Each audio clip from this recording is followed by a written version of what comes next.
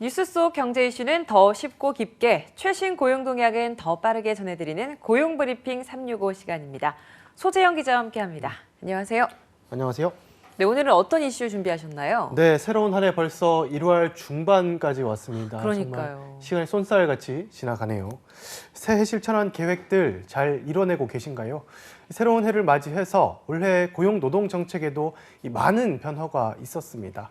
바뀐 변화를 쉽게 파악할 수 있도록 주요 소식들을 요약해서 살펴보도록 하겠습니다. 네, 맞아요. 이 고용 소식에 있어서도 달라진 제도가 참 많습니다. 자, 하나하나 짚어볼 텐데요.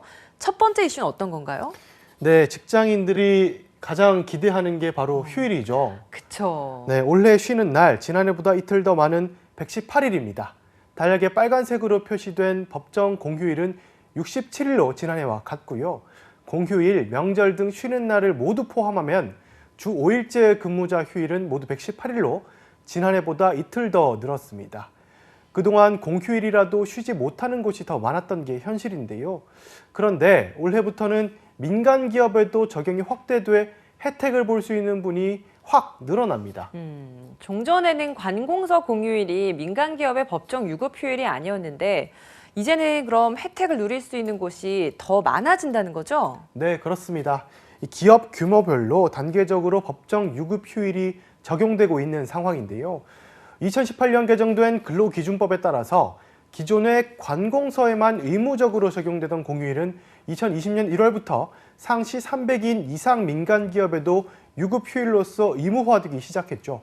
그러다 지난해 1월부터 30인 이상 기업으로 대상이 확대됐고 올해부터는 5에서 29인 기업도 이제 대체 공휴일을 포함한 공휴일들을 유급 휴일로 보장받게 됐습니다.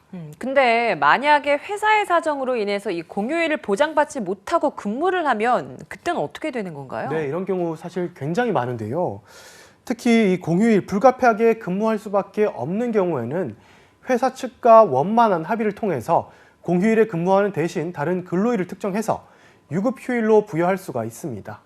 만약 휴일 대체를 하지 않은 채로 이제 근로자가 공휴일에 일했다면 네. 기업에서 휴일 근로 가산수당을 포함한 임금을 추가로 지급해야만 합니다. 제대로 알고 있어야 권리도 잘 챙길 수 있겠죠. 두 번째 이슈는 어떤 겁니까? 네, 이제부터 평범한 직장인도 회사 운영에 참가할 수 있는 일이 아주 살짝 열렸습니다.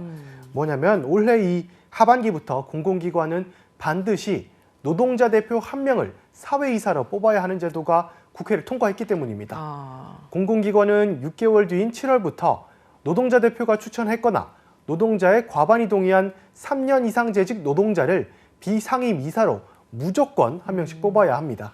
평범한 노동자도 이렇게 경영에 참여할 수 있게 된 게 지난번에 있었던 갑질 사건들, 그게 계기가 된 거죠?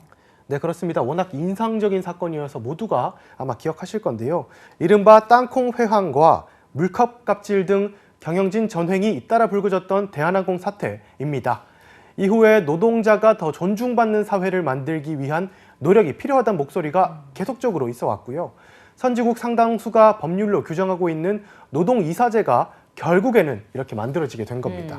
그러면 이번에 이 노동이사제가 적용이 공기업부터 시작된다고 하는데 적용받는 곳은 얼마나 되는 건가요? 네, 한국전력공사, 국민연금공단, 인천국제공항공사 등 131개 공공기관 이사회에 노동자 대표가 포함돼서 경영 결정 전반에 참여하게 될 확률이 굉장히 높습니다. 정부는 곧바로 시행령 개정에 착수할 예정인데요. 6개월 뒤에 법이 발효되기 때문에 그 안에 세부 지침이 마련돼서 구체적인 노동이사의 자격 요건과 선임 절차 등이 담길 것으로 예상이 됩니다. 네, 이 제도의 도입으로 어떤 변화가 있을지 궁금한데요. 또 공기업을 넘어서 민간 기업으로까지 확대될 수 있을지 이것도 궁금합니다. 네, 실제로 그렇게 되면 노동자의 입장이 회사 측 의사결정에 충분히 훨씬 더 많이 반영될 수가 있겠죠. 이 제도를 통해서 이사회와 노동자의 의사소통이 잘 돼서 노사관계가 좋아질 수 있을 거라는 이 기대 덕에서 노동계는 확실히 크게 반기고 있는 것 같습니다. 네. 또 공공기관이나 기업을 병들게 했던 잘못된 경영 방식이나 지배 구조를 바로잡아서 더 투명한 경영이 가능하리라는 기대도 있고요. 반면에 이해관계가 조금 다른 경영계는 경영 간섭이 우려된다는 입장이라서 민간으로까지 퍼져서 자리 잡기까지는 시간이 조금 더 걸릴 것으로 분석됩니다. 약간의 입장차가 노동계와 경영계 간에 있는 그런 요소인 것 같습니다. 네, 맞습니다. 네, 그리고 또 좋은 소식 중에 하나가 올해 5월에는 직장 내 성차별이나 성희롱에 대한 대처가 한 단계 업그레이드 된다고 하더라고요. 네, 그렇습니다. 기존까지는 직장 내에서 성차별이나 성희롱이 발생했을 때 이를 해결하기 위한 일련의 조치 의무를 이 사업주에게 부담시켰습니다. 그런데 사업주가 이를 이행하지 않더라도 피해 근로자가 시정을 요구하거나 어떤 구제 절차를 마련돼 있지 않아서 많은 비판이 있었는데 이제는 조금 달라집니다. 5월 19일부터는 직장 내 성차별이나 성희롱이 발생했을 때 사업주가 해야 할 조치를 하지 않거나 적반하장으로 불리한 처우를 하면 근로자가 노동위원회에 부당해고처럼 구제 신청을 할 수 있게 된 겁니다. 만약 이런 내용을 이행하지 않는 사업주는 1억 원 이하의 과태료가 부과될 수가 있습니다. 네, 한컷 이슈는 어떤 소식 준비하셨나요? 네, 우리나라의 경제 상황을 지금 이제 실제로 체감할 수 있는 소식을 하나 준비했는데요. 네. 코로나19의 상처 탓일까요? 지난해 생활고 때문에 퇴직연금을 깬 직장인은 역대 최대인 7천 명을 넘은 것으로 집계가 됐습니다. 관련 통계 작성이 시작된 이래 2015년이죠. 이래 가장 많은 수치를 기록한 겁니다. 아니, 이 정도 수치라고 한다면 금액도 만만치 않을 것 같거든요. 네, 맞습니다. 퇴직연금 중도 인출 금액도 897억 원에 달해 지난 2015년 408억 원의 2배를 웃돌았습니다. 이 기록 역시 통계 작성 이후 최고치였습니다. 특히 4명 중 3명은 경제 허리를 책임지는 40대였습니다. 네. 정부도 뭐 이런 고충을 반영해서 지원책 마련에 나섰죠. 네, 그렇습니다. 이 기존에는 퇴직연금을 중도 인출할 수 있는 경우는 개인 회생이나 파산 이외에 무주택자인 가입자가 본인 명의의 주택을 살 때 혹은 전세금 또는 임차보증금을 부담할 때 외에 천재지변 등 고용노동부 장관이 정하는 경우로 제한돼 있었는데요.